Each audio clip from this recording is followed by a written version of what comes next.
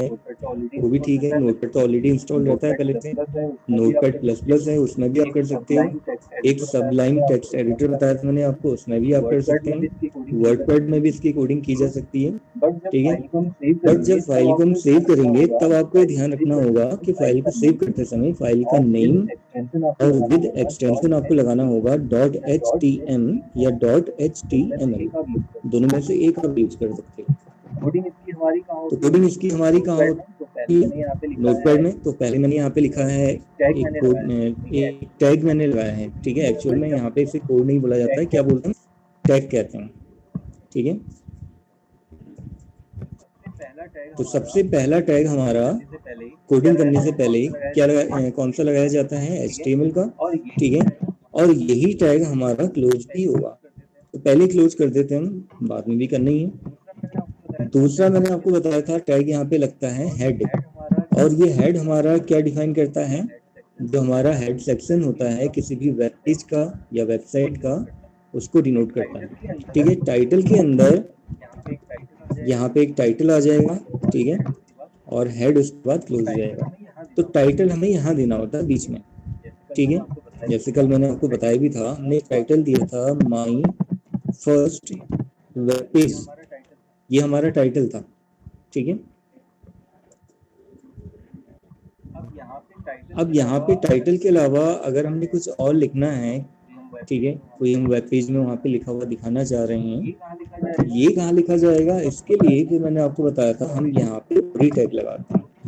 जो भी कोडिंग आपको दिखानी है, जो भी आपने लिखा हुआ दिखाना है, सब बॉडी टैग के अंदर ही किया जाएगा काम, ठीक है।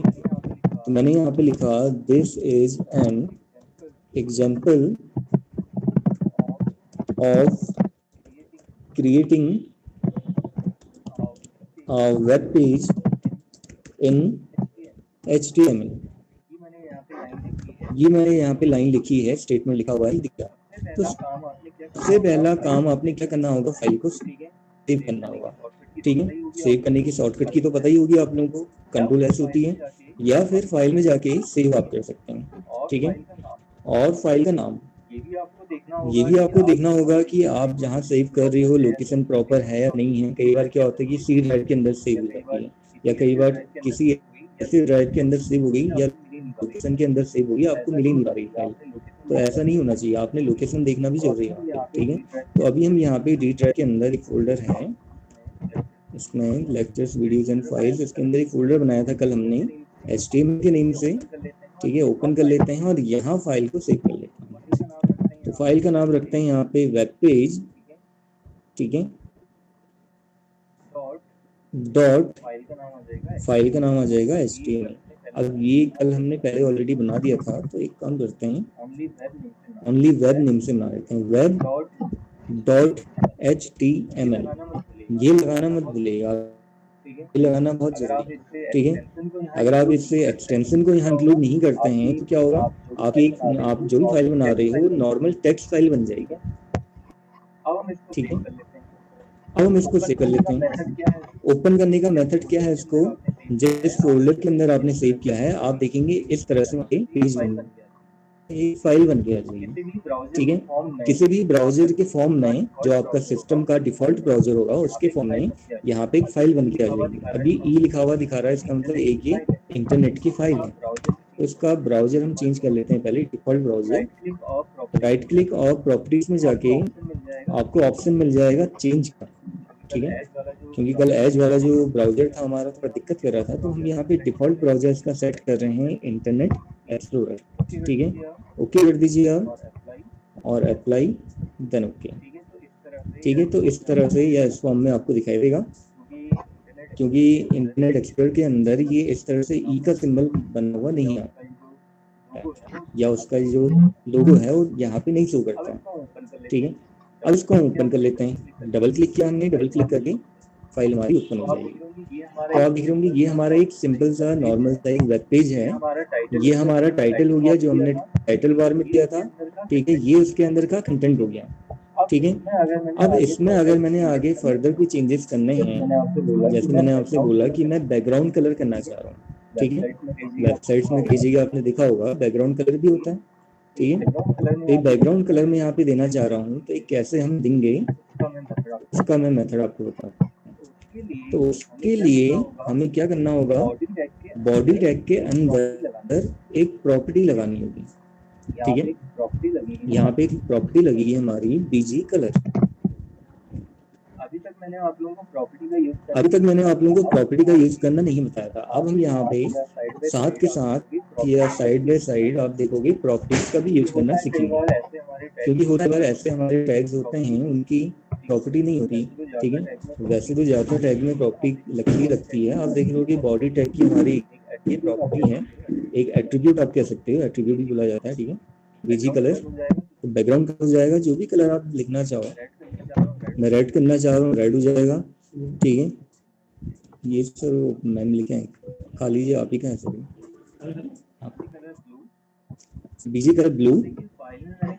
अब देखिए फाइल में मैंने चेंजेस किए हैं, तो आपने क्या करना होगा, फाइल में जाके सेव करना होगा। ठीक है, ऐसा नहीं कि आप सेव एज कर दो, सेव एज करने से क्या होगा, दोबारा फाइल का पूछेगा आपसे, तो हमने दोबारा कोई नया तो देना नहीं है ना, पुरानी फाइल में ही चेंजेस किए हैं उसको सेव करना है, कंट्रोल एस। ठीक है, और वापस ब्राउजर में चले जाइए, ब्राउजर को बार बार ओपन करने की जरूरत नहीं है, आप वापस उसी ब्राउजर में चले जाइए और रिफ्रेश कर दीजिए। ठीक है, F5 से भी आप रिफ्रेश कर सकते हो। तो आप देखोगे यहाँ पे वेबसाइट में मेरा बैकग्राउंड कलर आ गया ब्लू। ठीक है, तो ये समझ में आया आपको कैसे आए, हमने इसके लिए कौन सी प्रॉपर्टी यहाँ पे लगाई, BG colour equals to colour का नेम। हाँ आप ही का। ठीक है, अच्छा इसके अलावा और क्या ऑप्शन हो सकता है हमारा, अगर हम यहाँ पे टेक्स्ट कलर देना चाहते हैं। ठीक है, वैसे तो उसके लिए एक अलग से प्रॉपर्टी आती है, लेकिन डिफॉल्ट अगर हम यहाँ पे सेट करना चाह रहे हैं तो उसके लिए एक और प्रॉपर्टी है टेक्स्ट प्रॉपर्टी। ठीक है, बॉडी टैग के अंदर ही आपको लगाना होता है। सपोज हम चाह रहे हैं कि यहाँ पे टेक्स्ट हमारा डिफॉल्ट आ जाए व्हाइट, वैसे डिफॉल्ट कलर ब्लैक दिखा रहा है। ठीक है, हम चाह रहे हैं व्हाइट आ जाए, तो ये प्रॉपर्टी आपको वहाँ लगानी होगी। ठीक है, आप देख रहे होंगे हमने यहाँ पे क्या लिखा, इसी के जस्ट बाद हमने स्पेस दिया। अगर आप यहाँ पे स्पेस देना भूल जाते हो, गैपिंग आप नहीं देते हो, तो ये प्रॉपर्टी काम नहीं करेगी, इसका भी ध्यान रखिएगा आप। ठीक है, अब आप देख रहे होंगे कोई अलग ही कलर दे दिया उसने, जबकि एक्चुअल में होना क्या था, ब्लू कलर देना था हमने, यहाँ पे टेक्स्ट व्हाइट देना था। ठीक है, तो उसको कुछ और ही मीनिंग समझ लिया उसका, तो इसका भी आप ध्यान रखिएगा। एक प्रॉपर तरीका ये है इसकी वैल्यू को रखने का, इन्वर्टेड कॉमा आप लगा सकते हैं, डबल कोट के अंदर आप इसको रख सकते हो। ठीक है, ये इसको करने का एक प्रॉपर तरीका हो जाता है कि वैल्यू की प्रॉपर्टी की वैल्यू अगर आप जो बताना चाह रहे हो, देना चाह रहे हो, इन्वर्टेड कॉमा के अंदर रख सकते हैं। फाइल को सेव कर लेते हैं। ठीक है, कोई बहुत ज़्यादा डिफरेंस नहीं पड़ेगा, डिफरेंस कुछ आता ही नहीं है, बात एक ही है। ठीक है, अगर हमने बैकग्राउंड कलर, तो इतना क्लियर हुआ आप लोगों को, अगर हमने बैकग्राउंड कलर करना है किसी भी वेब पेज में और डिफॉल्ट कलर हमने सेट करना है फॉन्ट का, तो हम कैसे यहाँ पे कर सकते हैं। कोई डाउट है किसी को इसमें? क्लियर हुआ? हेलो सर, चलिए आगे। हेलो हेलो हाँ हेलो हाँ हेलो बताओ। हाँ सर, एक बार हेलो इसको दोबारा कौन सा स्टार्टिंग बता दीजिए दोबारा। चाबी देखिए, यहाँ पे हम वेबसाइट बनाना सीख रहे हैं, एक वेब पेज क्रिएशन हम यहाँ पे कर रहे हैं। ठीक है, तो उसके लिए हमें यहाँ पे एक लैंग्वेज यूज करनी होती है जिसका नाम है HTML। तो ये एक तरह की मार्कअप लैंग्वेज होती है, कल मैंने आप लोगों को बताया था। ठीक है, मार्कअप लैंग्वेज में केवल टैग का यूज होता है, क्योंकि मार्कअप लैंग्वेज इस तरह की लैंग्वेज है, वहाँ पे हमें लॉजिक लगाने की जरूरत नहीं पड़ती है। एक प्योर प्रोग्रामिंग लैंग्वेज जिसे हम नहीं कह सकते हैं। ठीक है, प्रोग्रामिंग लैंग्वेज है लेकिन विदाउट लॉजिक, तो इसीलिए इसका नाम अलग ही रखा गया है, इसका नाम है मार्कअप लैंग्वेज। तो उसके लिए हम यहाँ पे टैग लगा रहे हैं। तो टैग क्या है, जो ब्राउजर को कमांड करते हैं या ब्राउजर को जो कमांड देते हैं, ये भी एक तरह की कमांड ही होते हैं खुद। ठीक है, तो उसके लिए हमें ये फॉर्म लगाना होता है यहाँ पे, लेस देन का साइन, टैग का नाम और ग्रेटर देन का साइन। तो एक कंप्लीट जो है हमारा एक ही टैग कहलाता है। तो ये हमारा ओपनिंग टैग होता है। ठीक है, और ये हमारा क्लोजिंग टैग होता है। क्लोजिंग टैग की पहचान क्या होती है, उसमें फॉरवर्ड स्लैश लगाया जाता है। आप देख रहे होंगे इस वाले टैग के अंदर स्टार्टिंग में फॉरवर्ड स्लैश लगा हुआ है। अगर मैं बैकवर्ड लगा दूं तो काम नहीं करेगा, इसका भी ध्यान रखना आप, ये उल्टा हो जाएगा। ठीक है, तो कभी भी आप टैग को क्लोज करें तो हमेशा ये वाला फॉर्मेट यूज किया जाता है। और दूसरा एक रूल और होता है, बताया था मैंने आपको, कि जो टैग हमारा सबसे पहले ओपन होगा वो टैग हमारा सबसे लास्ट में क्लोज होगा। ठीक है, तो आप देखे होंगे सबसे पहले हमने यहाँ पे कौन सा टैग ओपन किया है, HTML, और सबसे लास्ट में हमने उसको एंड किया होगा। ये जो हमारा हेड सेक्शन है इसके लिए ऐसा रूल अप्लाई नहीं होता, क्योंकि आप देख रहे होगे हेड सेक्शन में क्या हो रहा है कि हेड हमारा यहाँ ओपन हो रहा है और यहीं पे बंद हो जा रहा है सेम लाइन में, लेकिन उसमें भी एक रूल तो फॉलो हो ही रहा है हमारा कि हमने जो टाइटल दिया है यहाँ पे, ठीक है, हेड सेक्शन का यूज किस लिए होता है, टाइटल बार का टाइटल चेंज करने के लिए। जैसे आपने google.com ओपन किया तो उसमें दिखा होगा ऊपर टाइटल बार में गूगल लिखा हुआ दिखाता है। फेसबुक आप ओपन करते हो facebook.com तो ऊपर टाइटल बार में फेसबुक लिखा हुआ दिखाता है, तो ये इसी की वजह से होता है। जो भी टाइटल आप यहाँ रखोगे वो टाइटल आपको वहाँ दिखा देगा। ठीक है, तो उसके बाद अगर हमने कोई कोडिंग करनी है, कुछ हमने वेब पेज में लिखा हुआ दिखाना है, उसमें कोई चेंजेस करने हैं, तो ये सारे काम मैंने आपको बताया बॉडी टैग के अंदर होते हैं। ठीक है, बॉडी सेक्शन के अंदर होगा हमारा। तो आप देख होंगे एक मैंने यहाँ पे स्टेटमेंट लिखा हुआ है, या कोई अगर मैं पैराग्राफ यहाँ पे लिखना चाह रहा हूँ, ठीक है, पैराग्राफ भी हम लिखा हुआ दिखा सकते हैं वहाँ। तो उसके लिए हमें इसको बॉडी टैग के अंदर ही लिखना होगा। अगर इससे बाहर आप लिख देंगे, अगर मैंने यहाँ लिख दिया होता इसको कुछ मैंने लिखा है तो दिखाता जरूर हो, लेकिन कई बार ऐसा होता है कि हमारा जब हम इसको ऑनलाइन पब्लिश करते हैं तो वहाँ दिक्कत आ सकती है। ठीक है, ऐसी कंडीशंस में वहाँ दिक्कत आ सकती है। तो प्रॉपर जो चीज़ जहाँ पे होनी चाहिए या जो ऑप्शन जहाँ पे हमें लगाना है एज इट इज हमें वैसे ही यूज करना होगा, अपने हिसाब से कस्टमाइज नहीं कर सकते इसको। ठीक है, तो दो ऑप्शन बताए मैंने आपको। एक मैंने बताया कि बीजी कलर, ये भी हमारी क्या थी, एक प्रॉपर्टी थी। बैकग्राउंड कलर अगर हमने चेंज करना है तो आप कैसे चेंज कर पाओगे। दूसरा मैंने आपको बताया कि अगर हमने यहाँ पे जो फॉन्ट कलर है, जो टेक्स्ट कलर है, उसको चेंज करना है तो हम कैसे कर पाएंगे। ठीक है, तो ये तो समझ में आ गया होगा कि सभी को। आगे बताऊं फिर ऑप्शन में। अब देखिए अगर हम यहाँ पे किसी भी वेब पेज में या वेबसाइट में बैकग्राउंड कलर कर पा रहे हैं तो हम बैकग्राउंड इमेज भी लगा सकते हैं। ठीक है, और एट ए टाइम या तो बैकग्राउंड कलर ही सपोर्ट करेगा या बैकग्राउंड इमेज ही सपोर्ट करेगा। जैसे आपने एमएस वर्ड में भी देखा होगा कि हम वहाँ पे या तो बैकग्राउंड कलर लगा रहे थे या फिर बैकग्राउंड इमेज लगा रहे थे।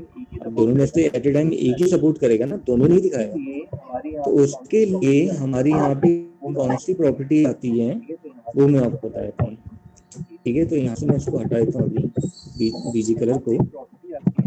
यहाँ पे प्रॉपर्टी आती है हमारी बैकग्राउंड इक्वल्स टू, उस बैकग्राउंड का पाथ हमें यहाँ पे देना होता है, उस बैकग्राउंड की लोकेशन आप कह सकते हो हमें यहाँ पे देनी होती है। ठीक है, अब पाथ का मतलब क्या हुआ, लोकेशन, जिस इमेज को मैं बैकग्राउंड में लगाना चाह रहा हूँ। ठीक है, तो देखते हैं कोई इमेजेस हमारे पास यहाँ पे पड़ी होंगी तो उन्हीं में से हम ले लेते हैं। इसके अंदर जो इमेजेस हैं, सही तरीका तो ये है इमेज का या इमेज इंसर्ट करने का कि इमेज को भी कॉपी करके आप उसके फोल्डर के अंदर ले जाइए जहां आपने फाइलों को मतलब फाइलों को रखा हुआ है। ठीक है, अब इसमें हम कैसे करेंगे, सपोज मैंने इनमें से कोई भी इमेज बैकग्राउंड में लगानी है, मैंने इस इमेज को लगाना है बैकग्राउंड में। ठीक है, तो मुझे राइट क्लिक करना होगा। राइट क्लिक करने के बाद प्रॉपर्टीज का ऑप्शन आएगा। ठीक है, सिंपल वे में अगर आप कहें तो मुझे इसकी प्रॉपर्टीज में जाना होगा। तो प्रॉपर्टी में जाने की शॉर्टकट की मैंने आपको बताई थी ऑल्ट प्लस एंटर। तो डायरेक्टली क्या होगा, प्रॉपर्टी विंडो आपके सामने ओपन हो जाएगी। ठीक है, और यहाँ आपको एक लोकेशन दिखाई देगी, तो इस लोकेशन को आपने कॉपी करना होगा। ठीक है, सेलेक्ट किया और कॉपी किया। कॉपी करने के बाद वापस नोटपैड में हमने आ जाना है। ठीक है, तो एक पाथ की जगह अब हम यहाँ पे क्या देंगे, लोकेशन देंगे। लोकेशन देने के बाद कॉपी करने के बाद फिर हमें यहाँ पे फॉरवर्ड स्लैश लगाना होगा या बैकवर्ड स्लैश भी लगा सकते हो। ठीक है, यहाँ पे कोई फर्क नहीं पड़ता। लोकेशन के बाद फिर हमें क्या देना होता है, फाइल का नाम। फाइल का नाम क्या है 3, और साथ में एक्सटेंशन देना भी जरूरी होता है, क्योंकि यहाँ आपको पूरा प्रॉपर एक स्टेप या प्रॉपर एक पाथ आपको फॉलो करना होता है। लोकेशन तो है ही, लोकेशन से तो ये पहचानेगा कि यहाँ पे फाइल रखी हुई है, लेकिन एग्जैक्टली फाइल का कैसे पता लगा पाएगा, जब फाइल का नेम हम देंगे और फाइल का एक्सटेंशन देंगे हम, ठीक है। तो आप देख रहे होंगे फाइल के नेम के साथ साथ यहाँ पे एक्सटेंशन भी दिखा रहा है 3.jpg। तो हम इसको पूरा कॉपी कर लेते हैं, कॉपी को हटा सकते हैं हम और यहाँ इसको पेस्ट कर लेंगे, ठीक है। तो आप देख रहे होंगे पहले हमने क्या दिया, यहाँ पे लोकेशन दिया, लोकेशन कॉपी करने के बाद फिर हमने यहाँ पे फॉरवर्ड स्लैश लगाया, उसके बाद फिर हमने यहाँ पे फाइल का नेम दिया, फाइल का नेम किया था 3, फिर उसके बाद हमने यहाँ पे एक्सटेंशन लगाया जो था जेपीजी। तो एक्सटेंशन लगाने के लिए डॉट लगाया जाता है, dot JPG, dot PNG, dot GIF, जो भी इमेज हम लगाना चाह रहे हैं वहाँ पे, या जिस टाइप की इमेज हमारी वहाँ पे, ठीक है। बस फाइल को हमने सेव कर देना है। सेव करने के बाद ब्राउजर में जहाँ पे हमारी फाइल ओपन है वहाँ पे क्लिक करके हमने इसको रिफ्रेश कर लेना। तो आप देखोगे बैकग्राउंड में हमारी यहाँ पे इमेज लगती है, कई जगह आपने देखा होगा वेबसाइट्स में बैकग्राउंड इमेज होती है लगी हुई, ठीक है। तो इमेज इंसर्ट करने का तरीका यही होता है, ठीक है। तो आप लोगों को ये तरीका समझ में आया, बैकग्राउंड में इमेज हमने कैसे इंसर्ट करनी है? कोई कंफ्यूजन है इसमें बताइए। सर ये एक बार ये नीट क्या होती है? किसको? इमेज एडिट करने बॉडी में उनको मतलब ऐसे कैसे मतलब हुआ? ये वेब पेज बना रहे हैं, हम वेबसाइट बना रहे हैं, तो बैकग्राउंड इमेज लगा रहे हैं हम, तो कोडिंग के थ्रू हमने वो काम किया है इसमें। ये कोडिंग है ना, ये पूरी हमने यहाँ पे कोड लिखा और उस कोड के अंदर एक प्रॉपर्टी लगाई हमने यहाँ पे बैकग्राउंड। इस बैकग्राउंड प्रॉपर्टी के थ्रू हम किसी भी वेबसाइट में जो वेबसाइट बना रहे हैं या वेब पेज बना रहे हैं उसमें बैकग्राउंड इमेज लगा सकते हैं। तो उसके लिए पहले हमें यहाँ पे लोकेशन देनी होती है, ये लोकेशन हमने कॉपी करी। पहले तो आपको उस फोल्डर में जाना होगा जहाँ आपने इमेजेस को रखा होगा।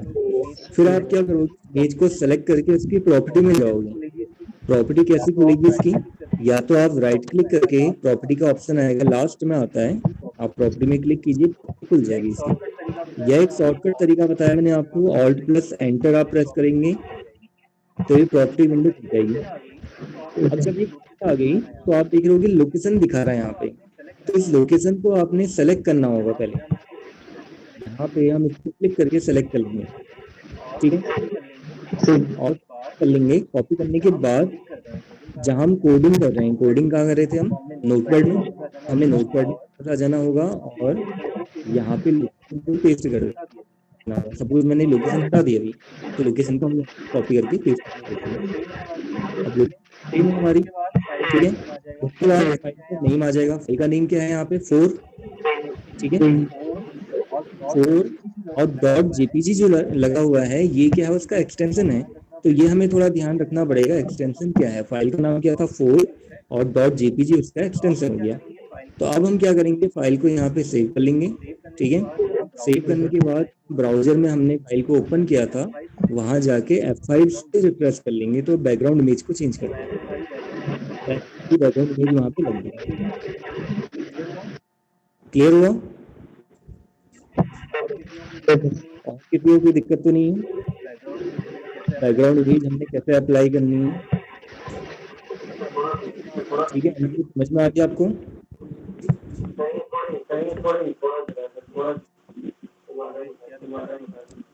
क्या दिक्कत आ रही?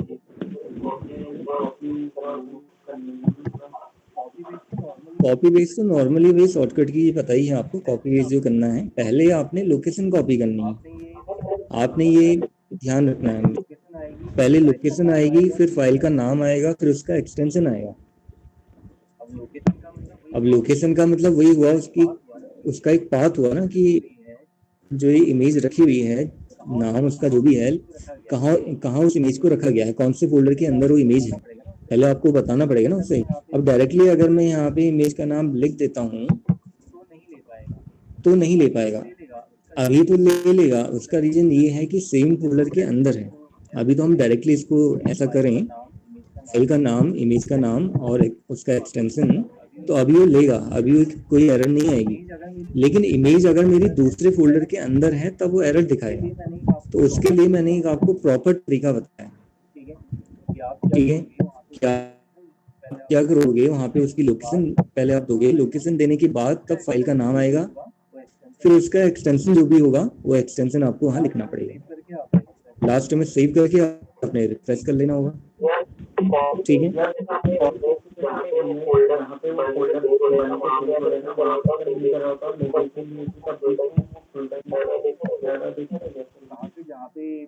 कहाँ पे जहाँ पे फोल्डर हमने बनाए हैं उसके अंदर इमेज रखी है, सेम फोल्डर में करने की जरूरत नहीं पड़ेगी। सेम फोल्डर के लिए अभी जो मैंने कंडीशन बताई आपको, केवल फाइल का नाम और उसका जो एक्सटेंशन है वही देना पड़ता है।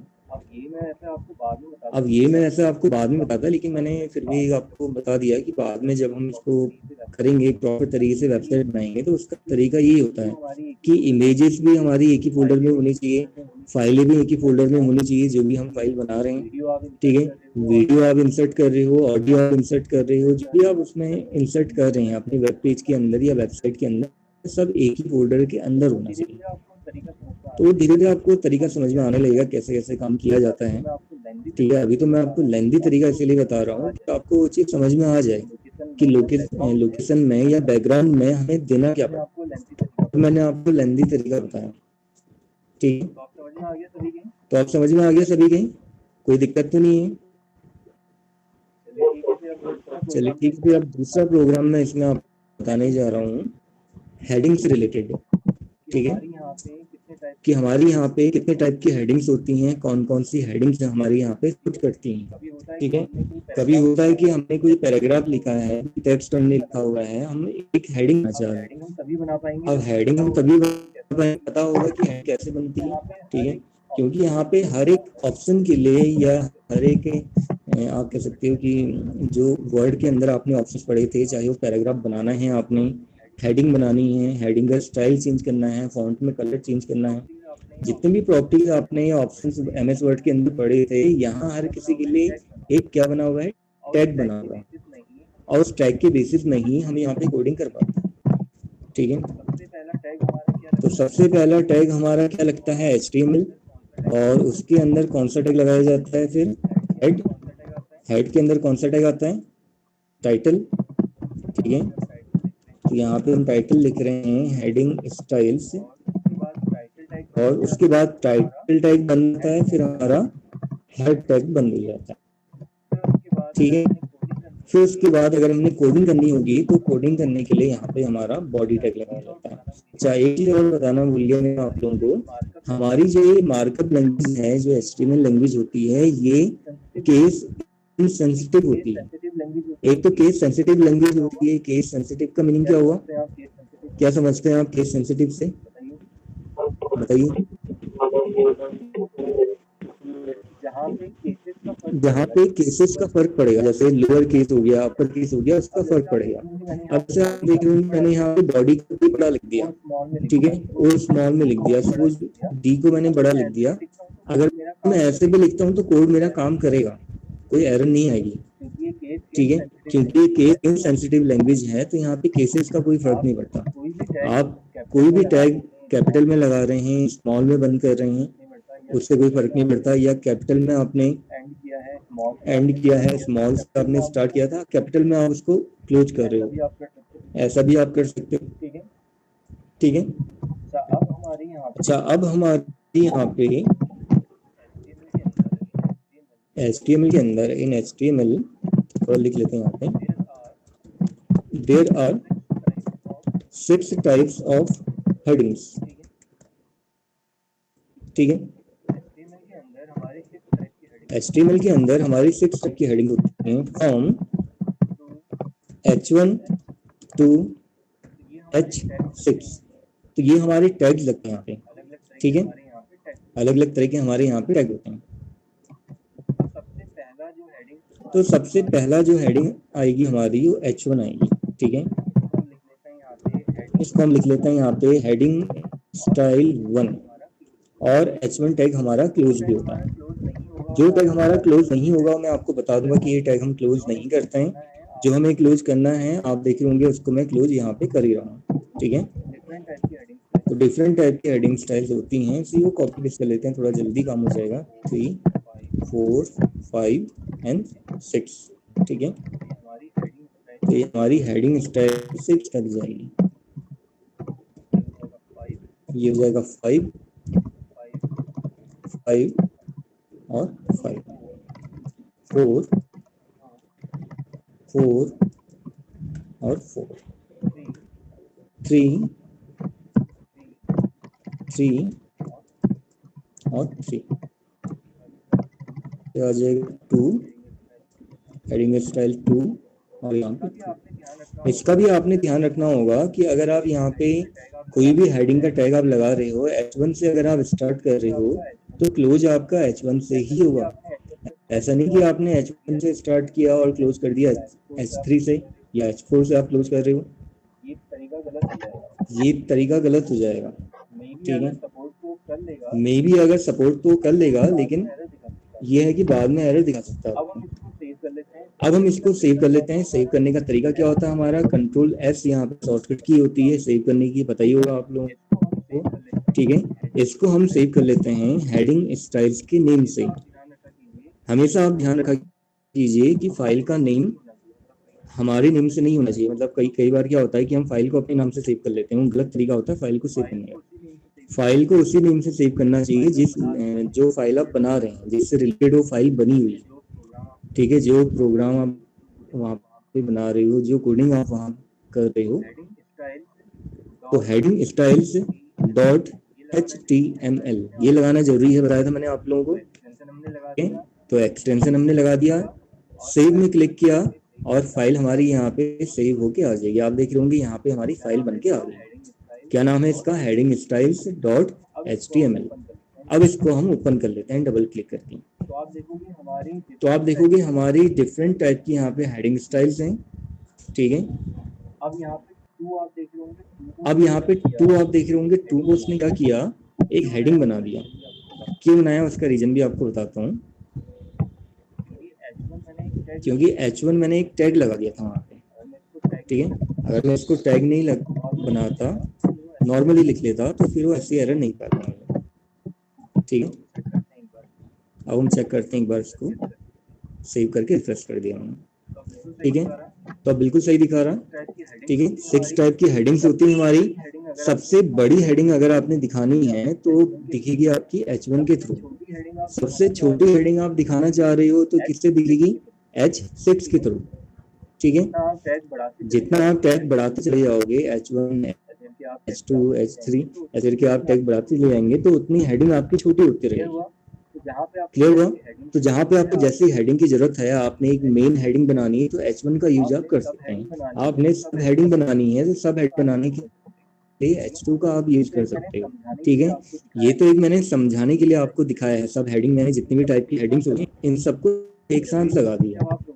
जब ये नहीं कि जब आप प्रोग्राम बनाओ या कोडिंग करो आप, या जहाँ पे इसका यूज करो तो सारे ही लगाने हैं आपने। आप इनमें से केवल एक का यूज करोगे, जैसी आपको जरूरत है वो टैग, वो रिक्वायर्ड टैग आप वहाँ पे यूज करेंगे, ठीक है। तो ये हेडिंग स्टाइल्स आप लोगों को समझ में आई, कोई दिक्कत तो नहीं है इसमें, हेडिंग्स में आप लोगों को सबको क्लियर हुआ। हेडिंग स्टाइल इसका कोडिंग में यूज होगी, किसमें यूज होगी? आप कोई पैराग्राफ बना रहे हो, जैसे आपने कोई पैराग्राफ बनाया, उस पैराग्राफ की कोई पर्टिकुलर हेडिंग आप देना चाह रहे हो तो उसमें किस टाइप की हेडिंग आपने रखनी है। सब बहुत बड़ी हेडिंग आप देना चाह रहे हो तो H1 टैग का यूज करोगे आप, ये वाला टैग यूज करना होगा। तो उससे छोटी हेडिंग आप बना रहे हो या सब हेडिंग बना रहे हो आप तो H2 का यूज कर सकते हो, वो डिपेंड करता है। लेकिन जहाँ भी आपने बनानी है वहाँ आपने ये टैग यूज करनी जरूरी है, बिना इसके हेडिंग बनाना पॉसिबल है। ये टैग है सब जितने भी आप देख रहे होगे, जो मैंने लेस देन और ग्रेटर के अंदर बनाए हैं, ये पूरा कंप्लीट एक क्या कहलाता है, टैग कहलाता है, ठीक है। अच्छा, अब यहाँ पे कुछ हमारे हेडिंग्स के अलावा अदर ऑप्शंस भी आते हैं, ठीक है। अब देखिए मैं एक हेडिंग का यूज करके आपको दिखा देता हूँ, पैराग्राफ बना के यहाँ पे। तो एक नया प्रोग्राम बना रहे हैं यहाँ पे हम, जिसमें पैराग्राफ भी बनेगा हमारा और उसकी हेडिंग भी होगी, ठीक है। तो सबसे पहले यहाँ पे HTML लग जाएगा, उसके अंदर हेड लगेगा, ठीक है। हेड हमारा यहाँ पे बंद हो जाएगा और उसके अंदर हमारा यहाँ पे टाइटल टैग, और यहाँ पे हम लिखेंगे क्रिएटिंग पैराग्राफ्स, ठीक है। तो हम यहाँ पे पैराग्राफ बनाना सीख रहे हैं। पैराग्राफ बनाने के लिए हमें क्या करना होगा वो मैं आपको यहाँ पे बता रहा हूँ, कौन सा टैग हमारा यूज होगा। अब हर किसी पॉइंट के लिए, हर किसी ऑप्शंस के लिए आप देख रहे होंगे यहाँ पे एक टैग लग रहा है, एक टैग बना हुआ है। चाहे हमने कुछ भी कोडिंग ऐड करनी है, यहाँ पे कोई भी ऑप्शन ऐड करना है, हर किसी के लिए कोई ना कोई टैग जरूर यहाँ पे बना हुआ है, ठीक है। स्पेशल सिंबल्स होते हैं हमारे कई ऐसे, उनके लिए भी यहाँ पे कई ऐसे ऑप्शंस बने हुए हैं, वहाँ पे टैग का यूज नहीं होता, लेकिन एक कोडिंग वहाँ पे बनी हुई है उसके लिए। हाँ बताओ। जैसे हमारे जो टैग लगे ना, हाँ बॉडी वाला है, उसके आगे से हमने टैग लगाने के बाद स्लैश का साइन लगाया है। वाई की लगाएंगे क्यों नहीं लगता ये चीज? क्यों नहीं लगता ये चीज? किसमें? बॉडी लिखा था हमने लास्ट में। हाँ बॉडी, फिर लास्ट में बॉडी क्लोज किया मैंने। बॉडी जैसे हमारा बॉडी के स्टार्टिंग में स्लैश है। ये क्लोजिंग टैग होता है, इसकी एक आइडेंटिटी होती है, इसे हम क्लोजिंग टैग कहते हैं। और जो आगे से स्लैश का साइन, हाँ ये फॉरवर्ड स्लैश साइन जो है ना, ये लगाना जरूरी है। जैसे ये है, हाँ अब मैंने यहाँ पे बॉडी लिखा और दोबारा बॉडी मैंने वैसे ही लगा दिया, तो इसका मतलब ये क्लोज नहीं हुआ है, ये हम दोबारा से बॉडी टैग लगा के इसको ओपन कर रहे हैं। क्लोज करना है तो ये स्लैश लगाना जरूरी होता है, तो ये क्लोजिंग से टैग बोला जाता है, ठीक है सर। अच्छा, इसके अंदर पैराग्राफ बनाने हैं, पैराग्राफ बनाने से पहले एक हेडिंग है, तो हेडिंग बनाने के लिए H1 टैग का यूज करने जा रहा हूँ मैं यहाँ पे, ठीक है। सपोज मैंने यहाँ पे लिखा दिस इज अ हेडिंग, तो एक हमारी क्या हेडिंग है, तो हेडिंग तो हमारी बस इतनी है ना, ठीक। तो इसलिए मैंने यहाँ पे क्या किया, H1 वाला जो टैग था वो क्लोज कर दिया। अगर आप इनके सर इसको क्लोज करना भूल जाते हैं ना, भी आते हैं, तो क्या करेगा, जितना भी कंटेंट आप आगे लिखेंगे उसको सबको क्या करेगा, हेडिंग बना देगा, हेडिंग के फॉर्म में दिखा देगा, तो गलत हो जाएगा। इसीलिए यहाँ पे टैग को क्लोज करना जरूरी है, जहाँ पे जरूरत है मतलब क्लोज करने की, वहाँ पे करना जरूरी है। अब हम यहाँ पे पैराग्राफ बनाएंगे, तो पैराग्राफ बनाने के लिए हमारा टैग यूज होता है पी टैग, ठीक है। और उसके अंदर जो भी आप लिखना चाह रहे हो, जो कंटेंट आप दिखाना चाह रहे हो, कंटेंट यहाँ पे कर सकते हैं। तो अब यहाँ पे कंटेंट ले लेते हैं वर्ड से, ठीक है। तो आपको पता ही होगा वहाँ पे हमारी कमांड होती है रैंडम कमांड, उसके थ्रू हम कोई भी कंटेंट पैराग्राफ लिखा हुआ ला सकते हैं। देख लेते हैं किस कैसे होगा। तो इक्वल्स टू RAND लिखना होता है, और कितने पैराग्राफ आपको चाहिए। सपोज मुझे यहाँ पे 2 पैराग्राफ चाहिए, ब्रैकेट में मैंने लिखा 2, ठीक है। रैंडम कमांड है मेरी ये, यहाँ से और यहाँ, ठीक है। देखिए यहाँ पे जब मैंने पैराग्राफ का आपको बताया कि पैराग्राफ बनाने के लिए पी टैग लगाते हैं, और पी टैग मैंने एक ही बार लगाया है, एक बार ओपन किया है और एक बार मैंने यहाँ पे क्लोज किया है। तो ये मुझे कितने पैराग्राफ बना के देगा, एक बनाया 2 बनाएगा, कितने पैराग्राफ होंगे मेरे यहाँ पे, क्योंकि हमने पैराग्राफ कॉपी किए हैं। तो कितने लगता है आपको कि कितने पैराग्राफ, एक बनेंगे या 2 बनेंगे?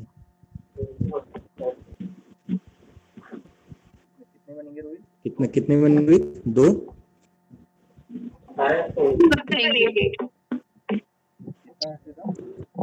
कितना हर्षिता? हेलो हर्षिता बताओ कितने बनेंगे? सर 1 पैराग्राफ बनेगा। ठीक है, पहले इसको सेव करते हैं पहले हम, ठीक है। Ctrl+, और इसको हम सेव कर लेते हैं पैराग्राफ के नाम से, paragraph.html। चेक कर लेते हैं फाइल अपनी किस तरह से दिखती है। ठीक है, ये हमारी फाइल है, डबल क्लिक करके ओपन कर लीजिए। तो आप देख रहे होंगे ये हमारी हेडिंग होगी और ये हमारा एक पैराग्राफ है। ठीक है, पैराग्राफ को और थोड़ा प्रॉपर फॉर्म में दिखाना है तो उसके लिए अदर ऑप्शंस भी यूज किए जाते हैं, वो मैं आपको फिर बताऊंगा। ठीक है, तो ऐसे हमने यहाँ पे देखा कि हमारा एक ही पैराग्राफ बन के यहाँ पे इसको देख लिया। बट आपने देखा होगा मैंने 2 पैराग्राफ कॉपी किए थे, ठीक है, और यहाँ पे एक ही पैराग्राफ बनाया उसमें। तो उसका रीजन वही है कि जितनी बार आप वहाँ पे पैराग्राफ टैग लगाएंगे, पी टैग आप लगाएंगे, उतने पैराग्राफ आपको बना के देगा। ठीक है, जैसे हमारा यहाँ पे पैराग्राफ एंड है MS वर्ड के हिसाब से, अगर मैं यहाँ पे पी टैग को क्लोज कर देता हूँ और दोबारा से मैं यहाँ पे ओपन कर देता हूँ, तो मुझे वो क्या करेगा, 2 पैराग्राफ्स बना के देगा। अब मेरे 2 पैराग्राफ बन गए। ठीक है, इसलिए क्या कर रहा था, वहाँ पे सिंगल पैराग्राफ मुझे बना के दे रहा था अगर मैं यहाँ पे एक ही बार पी टैग लगाता हूँ उस कंडीशन में। अच्छा, एक काम इसमें और कर लेते हैं, इसी को हम कॉपी कर लेते हैं दोबारा से, थोड़ा बड़ा पैराग्राफ हम लगाते हैं। ठीक है, सेव किया हमने और पैराग्राफ, हाँ क्या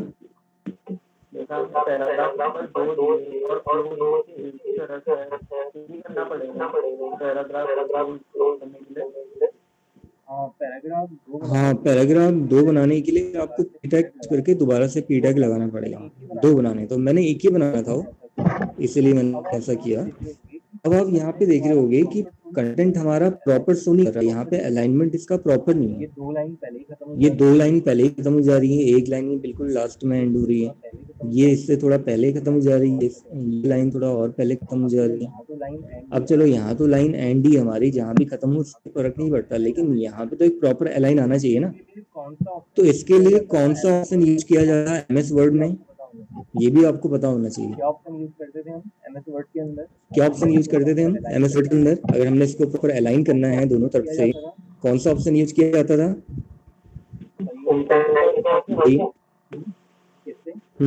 किससे?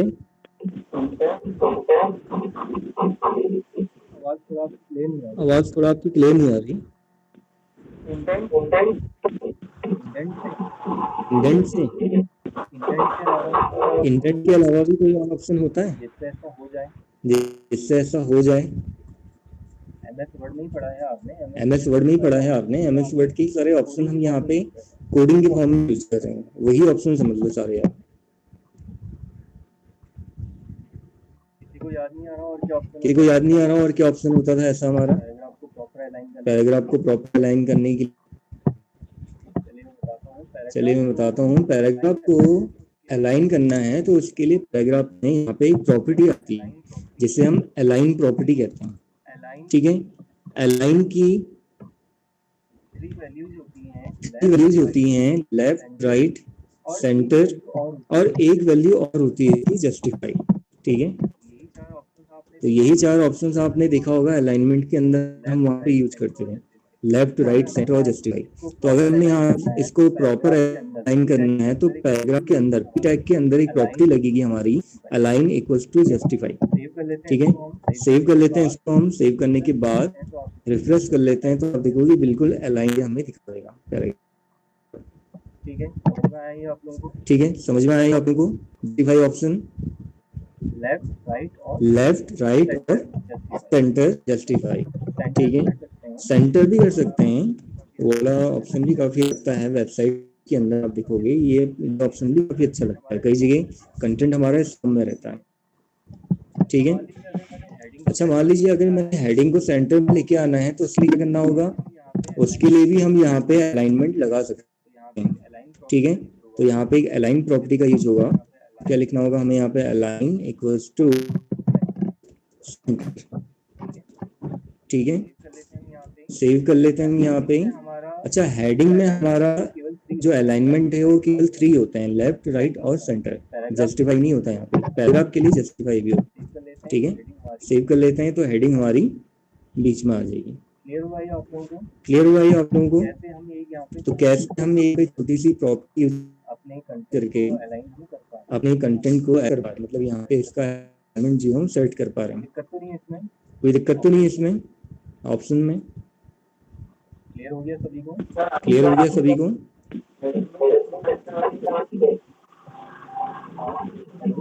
हाँ हेलो, कौन सा?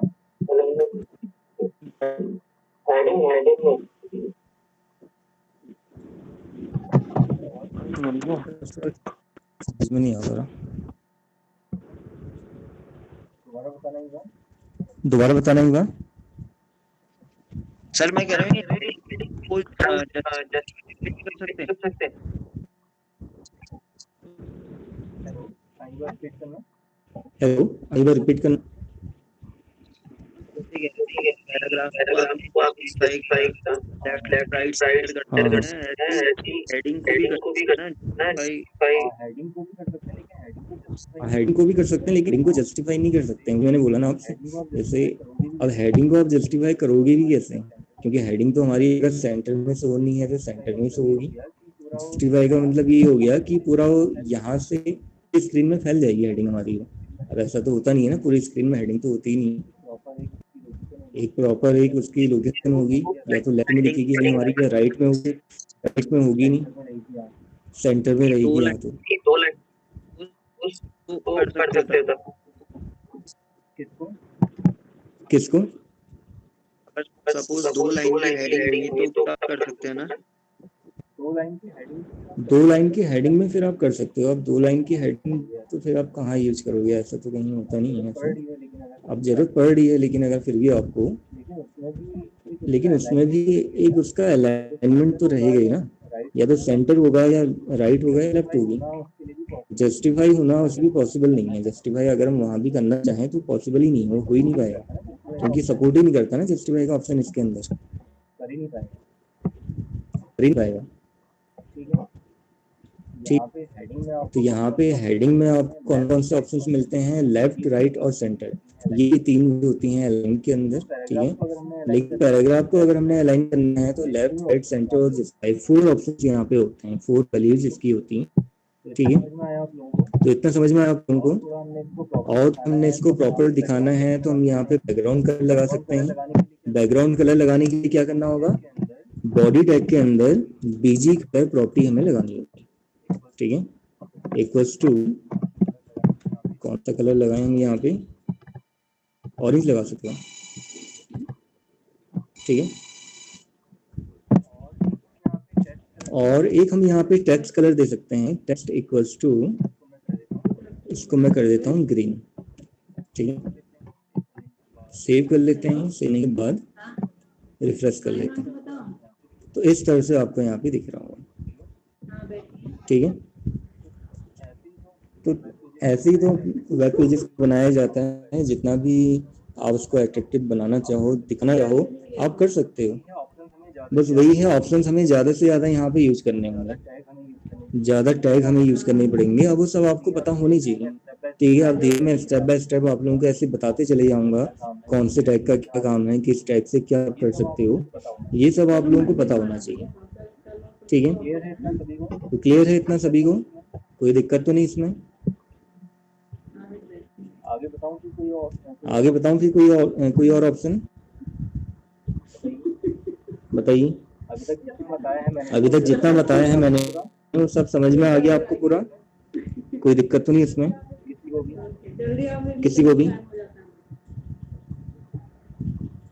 सबको क्लियर हो रहा है ना? ठीक है, सबको क्लियर हो रहा है ना? फिर तो एक में लास्ट ऑप्शन आप लोगों को यहाँ पे बता रहा हूँ, फॉन्ट का कलर चेंज करना। अब आप देख रहे होगे हेडिंग में भी मेरा वही कलर आ गया, और जो कंटेंट मैंने यहाँ पे लिखा होगा उसमें मेरा वही कलर आ गया, जबकि मैं चाहा कंटेंट मेरा दूसरे कलर में शो हो। ठीक है, और दूसरा इसका थोड़ा साइज भी यहाँ पे बड़ा हो जाए, बहुत छोटा साइज आ रहा है इसका। ठीक है, और हेडिंग मेरी यहाँ पे जो शो है इसका कलर चेंज हो जाए, तो इसके लिए एक नया टैग मैं आप लोगों को यहाँ पे बता रहा हूँ। ठीक है, उस टैग का नाम है फॉन्ट टैग। कैसे हम इसका यूज करेंगे? एक नया प्रोग्राम आपको समझाता हूँ पहले। अगर इसमें मिक्स कर दूंगा तो आपको समझ में नहीं आ पाएगा।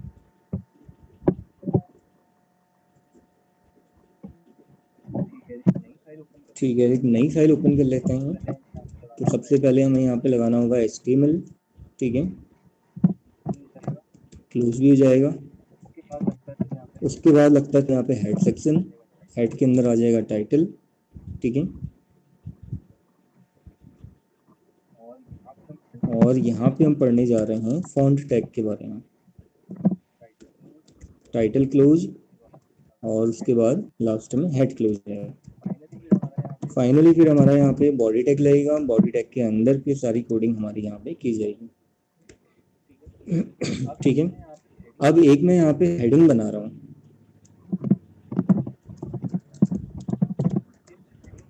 इस हेडिंग का मैं कलर चेंज करना चाह रहा हूँ, ठीक है, तो क्या करना होगा, उस हेडिंग से पहले यहाँ पे ही मुझे फॉन्ट टैग लगाना होगा। तो फॉन्ट टैग लगाने के लिए क्या लिखना होता है, फॉन्ट, और उसके अंदर कुछ प्रॉपर्टी हमारी यहाँ पे यूज होती है। एक प्रॉपर्टी यूज होती है कलर, ठीक।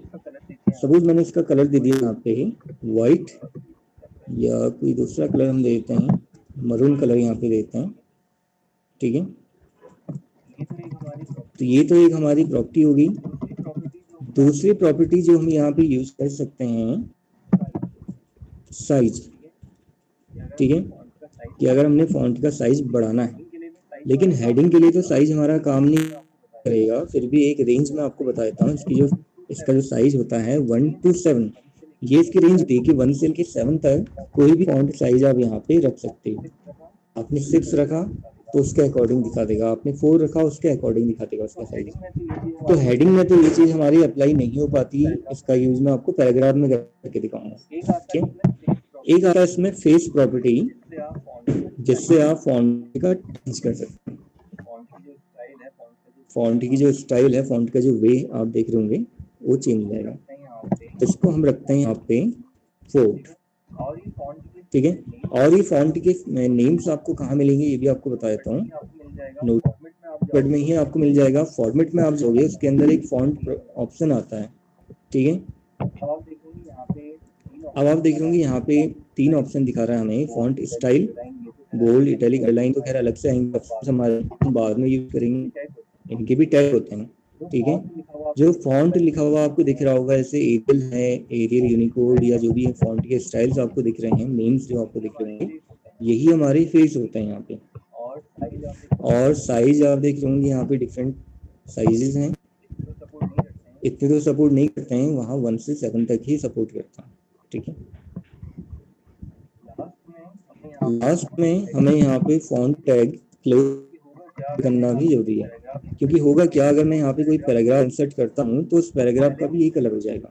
तो पहले हम इसको चेंज करके देखते हैं, ठीक है। सेव और फॉन्ट टैग .html सेव कर लीजिए फाइल को। सेव करने के बाद ओपन कर लेते हैं, तो आप देख रहे होगे यहाँ पे इसमें कलर आ गया, ठीक है। हेडिंग को हमने सेंटर में लाना है, तो उसके लिए भी आपको तरीका बताया था। एक अलाइन प्रॉपर्टी हम लगा देते हैं इसके अंदर, अलाइन इक्वल्स टू क्या हो जाएगा, सेंटर।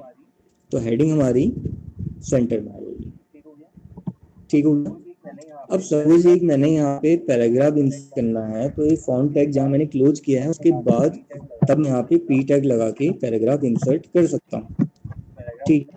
तो पैराग्राफ हमने आगे कॉपी किया था, उसी को हम पेस्ट कर लेते हैं, सेव कर लेते हैं। सेव करने के बाद रिफ्रेश कर लेते हैं, तो ये हमारा पैराग्राफ है, ठीक है। अब इस पैराग्राफ को मैं यहाँ पे थोड़ा इसका साइज चेंज करना चाह रहा हूँ, इसके स्टाइल को चेंज करना चाह रहा हूँ, अलाइनमेंट देना चाह रहा हूँ, ठीक है। अलाइनमेंट के लिए तो कौन सा ऑप्शन यूज करेंगे हम, पी टैग के अंदर एक प्रॉपर्टी बताई थी आपको, अलाइन इक्वल्स टू क्या आ जाएगा, जो भी आप देना चाहें, जस्टिफाई, लेफ्ट, राइट, सेंटर, ठीक है, वो आपकी चॉइस है। तो मैं यहाँ पे दे रहा हूँ इसको जस्टिफाई, जिससे क्या होगा, मेरा पैराग्राफ जो है प्रॉपर अलाइन हो जाएगा। अब लेकिन मैंने इसमें क्या करना है, इसका कलर चेंज करना है, तो उसके लिए पैराग्राफ से पहले हमें यहाँ पे फॉन्ट टैग लगाना होगा, ठीक है।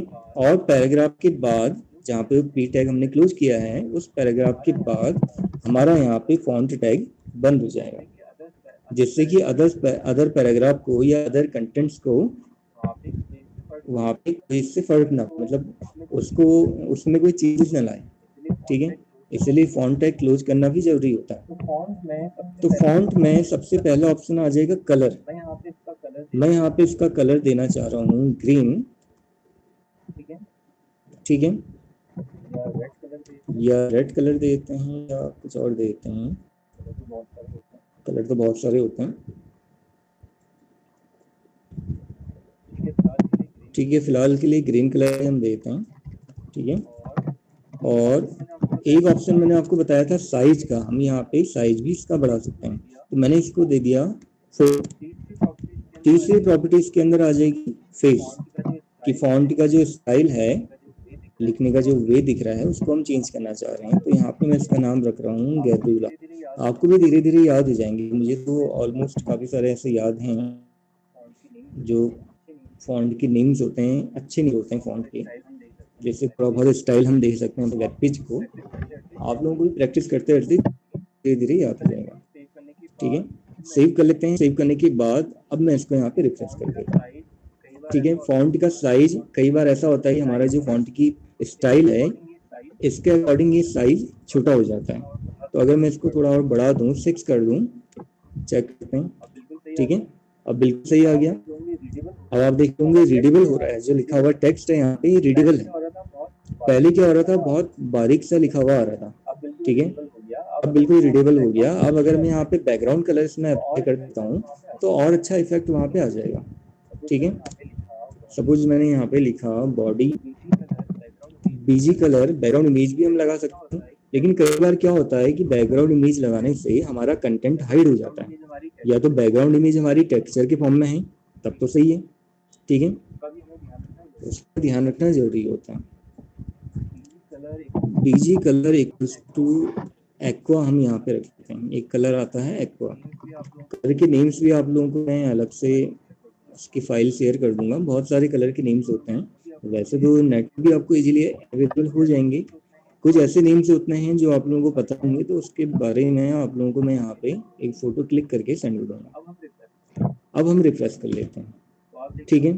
तो आप देख रहे होंगे इस तरह से हमारे यहाँ पे बैकग्राउंड कलर भी अप्लाई हो गया, हेडिंग का कलर भी अप्लाई हो गया, और जो फॉन्ट कलर है ये भी अप्लाई हो गया, ठीक है। फॉन्ट कलर अब आप चेंज करना चाह रहे हो तो चेंज भी कर सकते हो, इसको हम यहाँ पे येलो कर देते हैं, येलो भी रख सकते हैं, लेकिन ये तो दिख ही नहीं रहा बिल्कुल, ग्रीन कर लेते हैं इसको, हम इसको येलो रख के देखते हैं, ठीक है।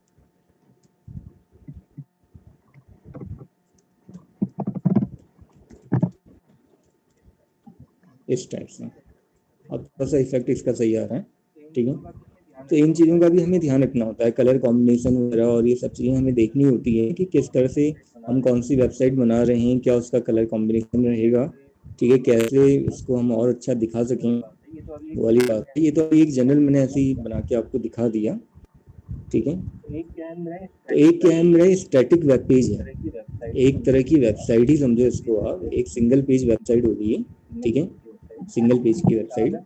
अच्छा, अगर मैं यहाँ पे एक और प्रॉपर्टी देता हूँ, text property, text equals to, यहाँ पे मैं देता हूँ रेड, तो ये क्या करेगा, हमारे सिस्टम का जो डिफॉल्ट हमारी वेब पेज का जो डिफॉल्ट कलर होता है उसको सेट करेगा, ठीक है। सपोज मैं एक और पैराग्राफ यहाँ पे बना रहा हूँ, और उस पैराग्राफ में मैं कलर वगैरह सब कुछ यूज नहीं करूँगा, ठीक है, मैंने यहाँ पे फॉन्ट टैग नहीं लगाया, सेव कर लिया मैंने इसको। तो ये क्या करेगा, जो डिफॉल्ट फॉन्ट हमने वहाँ पे अप्लाई किया था, जो कलर हमने अप्लाई किया था उसको अप्लाई कर देगा। अच्छा, फॉन्ट टैग हमारा गलत जगह बंद हो गया, यहाँ से फॉन्ट टैग हटाना पड़ेगा पहले, इसका ध्यान रखना जरूरी होता है। फॉन्ट टैग हमारा इसके बाद बनना चाहिए, ठीक है। हमने सेव करने के बाद रिफ्रेश कर लीजिए, तो ऐसे आप देख रहे होंगे यहाँ पे डिफरेंस इसमें आ जाता है। नॉर्मली अगर हम टाइप कर रहे हैं, नॉर्मल हम लिख रहे हैं, डिफॉल्ट इसका जो कलर होता है जो फॉन्ट का, वो क्या होता है, ब्लैक होता है। हमने यहाँ पे डिफॉल्ट कलर एक सेट किया था, क्या सेट किया था, रेड, तो इसीलिए वहाँ पे रेड दिखा रहा है। नहीं तो यहाँ पे आप फॉन्ट टैग लगाओगे, फॉन्ट टैग क्या करता है अपने हिसाब से ही अपने वे में कलर को या उसकी जो स्टाइल है, उसका जो फेस है उसको चेंज करके हमें दिखाएगा। ठीक है, तो ये क्लियर हुआ फिर आप लोगों को आज मैंने जितना भी आप लोगों को बताया है, क्योंकि आज के लिए तो हम इतना ही करेंगे। अगर इससे ज़्यादा मैं आप लोगों को बता दूंगा तो फिर आप लोगों को बिल्कुल समझ में नहीं आ पाएगा। जो भी बताया है उतना भी पूरा माइंड से उड़ जाएगा। ठीक है, तो अभी तक मैंने जितना भी आप लोगों को बताया है वो मुझे आप बताइए, ये सारा क्लियर है? कोई इसमें दिक्कत तो नहीं है किसी को भी? सब क्लियर है सभी को? सब क्लियर है सभी को?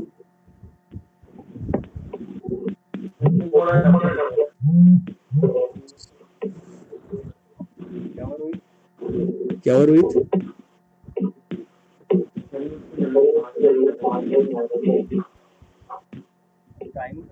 टाइम तो लगेगा, पहली बार आप लोग उसको कर रहे हो, और वैसे भी मैं आपको अभी बहुत एक बेसिक लेवल का ही बता रहा हूँ इसमें, बहुत बेसिक लेवल का है। आपको ऐसा लग रहा होगा कि बहुत जल्दी हो जा रहा है, लेकिन बहुत जल्दी नहीं हो रहा। अभी तक मैंने ज़्यादा टेक्स्ट थोड़ी बताया इसमें, कोडिंग वो ज़्यादा हो जा रही है, टेक्स्ट मेरा ज़्यादा हो जा रहा है, इसकी वजह से आपको लग रहा है ऐसा कि अभी तक मैंने बहुत चीज़ें बता दी, लेकिन ज़्यादा ऑप्शन बताया मैंने, हेडिंग बताया मैंने आप लोगों को, पैराग्राफ बताया है। ठीक है, और यहाँ पे मैंने जो एक ऑप्शन बताया अभी आपको, फॉन्ट टैग बताया। देखा जाए तो यहाँ पे 2-3 टैग ही मैंने अभी तक आप लोगों को बताए हैं, उसके अंदर की कुछ 2-4 प्रॉपर्टीज बताई हैं, इतना ही बताया मैंने। ये फाइल मैं आप लोगों को सेंड कर दूंगा, जितनी फाइल्स हैं यहाँ पे बनी हुई है वो सब मैं आप लोगों को सेंड कर दूंगा। उसको आप लोग ट्राई करके देखना किस तरह से कोडिंग की गई है, उसको आप अप्लाई करके देखना, तो आप लोगों को करना आ जाएगा। प्रैक्टिस आप करोगे तो तभी आप लोगों को समझ में आएगा, बिना प्रैक्टिस के तो नहीं आएगा। ठीक, प्रैक्टिस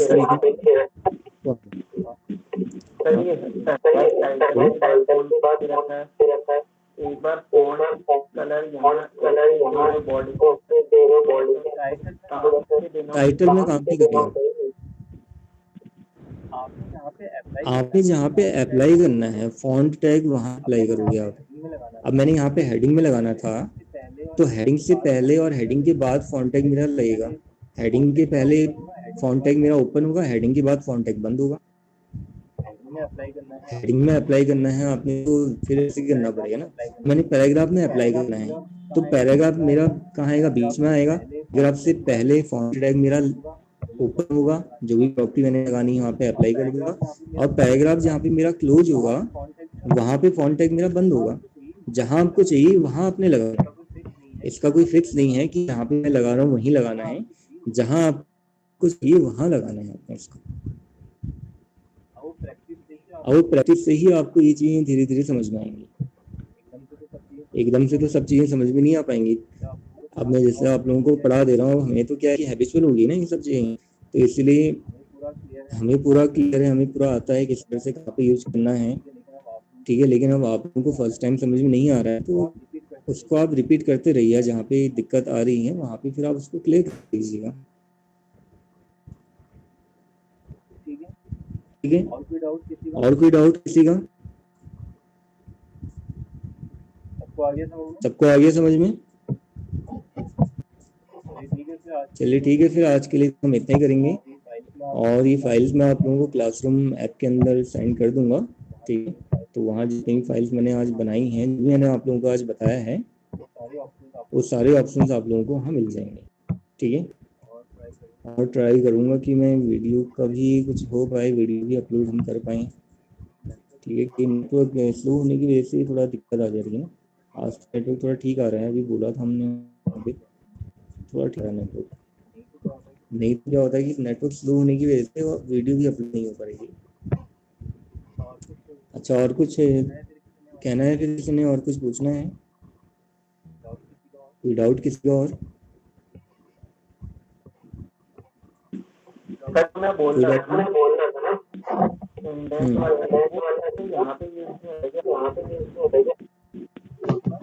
कौन सा? जो इंडेंट वाला ऑप्शन इंडेंट वाला ऑप्शन यूज होता है यहाँ पे, लेकिन वो अलग तरीके से होता है, उसका तरीका अलग है। इंडेंट वाले से नहीं होता वैसे भी, जो आप कह रहे हो इंडेंट से, तो इंडेंट का तो कहीं अलग है ना, इंडेंट से नहीं होगा। काम करेगा ना वो किस तरह से? जैसे काम करता है। हाँ, जैसे टैब काम करता है, एक टैब की हमने प्रेस करी तो स्पेस आ जाता है, तो जितना स्पेस वहाँ छोड़ना है या जो भी छोड़ना है, मतलब वो इंडेंट प्रॉपर्टी खुद ही वो काम कर लेगी, लेकिन वो यहाँ पे होता भी नहीं है। इंडेंट का ऑप्शन वो CSS के अंदर होता है, और इंडेंट से ऐसा पॉसिबल भी नहीं है कि पैराग्राफ को हम अलाइन कर पाए। इंडेंट का काम वहाँ पे हमारा कि जैसे हमने पैराग्राफ की स्टार्टिंग में, जैसे कई जगह आपने देखा होगा हम पैराग्राफ लिखते हैं तो स्टार्टिंग में थोड़ा सा गैपिंग छोड़ते हैं, थोड़ा स्पेस छोड़ने के बाद हम एक नया पैराग्राफ स्टार्ट करते हैं, ठीक है। पैराग्राफ की फर्स्ट लाइन से पहले थोड़ा गैपिंग छोड़ी जाती है, तो वो इंडेंटेशन के थ्रू आती है, वहाँ पे उसका यूज किया जाता है। वैसे नहीं, अलाइन करना है तो उसके लिए आपका अलाइन ऑप्शन ही आएगा। पर जो आपने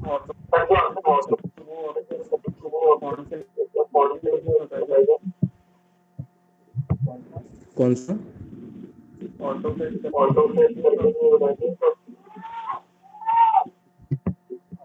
आपकी आवाज़ थोड़ा कट जा रही है ना, वो क्लियर नहीं हो पा रही। एक बार या तो आप हेडफोन निकाल के आप बोलिए तो क्या आपको सही आ रहा है?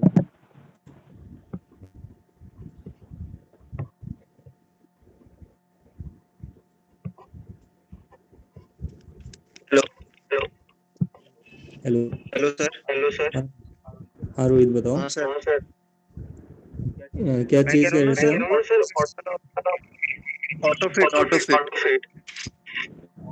ऑटोफिट वाला ऑप्शन अलग हो गया, ऑटोफिट का नहीं होता है। ऐसे इस टाइप के जो ऑप्शंस होते हैं ना सेटिंग्स वाले, वो नहीं होता। सेटिंग के ऑप्शन रहते हैं, लेकिन ये अलग तरह की सेटिंग्स हैं हमारी। पैराग्राफ को अलाइन करना, लेफ्ट राइट सेंटर जस्टिफाई, ये अलग तरह की सेटिंग्स हुई है हमारी।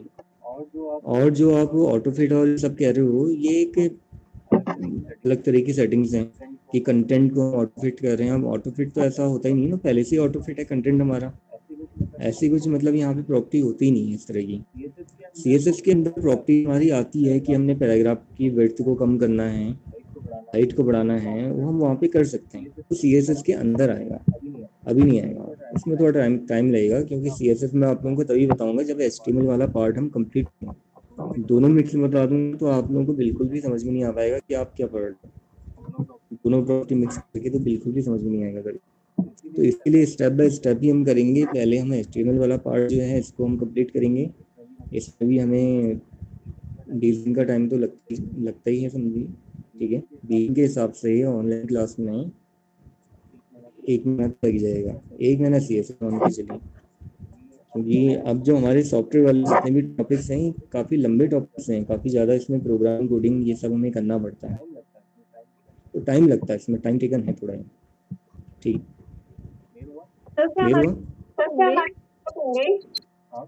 हाँ, एग्जाम या टेस्ट? एग्जाम का पता लग जाएगा, उससे पहले तो आपके टेस्ट वगैरह होंगे, मॉड्यूल टेस्ट वगैरह, और एग्जाम की डेट अभी आएगी। अभी तो जब 6 मंथ का पूरा पढ़ाई आप करोगे तब एग्जाम होगा, वैसे नहीं होगा। ऐसा नहीं कि आप लोगों को 6 मंथ किया तो एग्जाम हो जाएगा। जब तक आपकी 6 मंथ का सिलेबस पूरा नहीं होगा तब तक एग्जाम नहीं होगा, ठीक है। तो इसका ध्यान रखिएगा। चलिए फिर आज के लिए इतना ही करते हैं। और डाउट है किसी को कुछ और? हाँ,